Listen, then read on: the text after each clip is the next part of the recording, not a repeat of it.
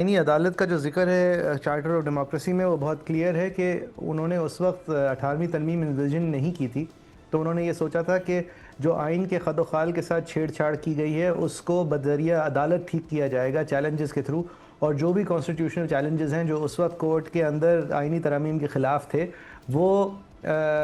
سننے کے لیے خصوصی عدالت بنائی جائے گی 6 سال کے لیے، اور اس کے اندر تمام صوبوں سے ریپرزنٹیشن ہوگی، اور یہ صاف ہے اس شک میں لکھا ہوا، اور اس کی نیت یہ ہوگی کہ کانسٹیٹیوشنل چیلنجز جو ہیں وہ ٹھیک کیے جائیں گے۔ تو جب یہ کانسٹیٹیوشنل چیلنجز 18ویں ترمیم کی شکل میں ٹھیک ہو گئے تو پھر اس آئینی عدالت کے قیام کا تصور نہیں کیا گیا، کیونکہ اس کی پھر ضرورت نہیں رہی، کیونکہ یہ جو آئینی عدالت کا ذکر ہے وہ عارضی آئینی عدالت کا تھا کہ آئین کے اندر جو ڈکٹیٹرز نے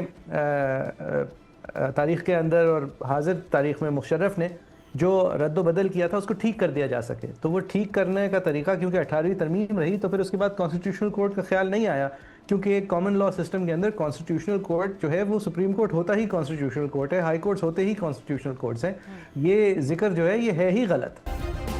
سبسکرائب کریں اور بیل دبائیں تاکہ کوئی خبر رہ نہ جائے۔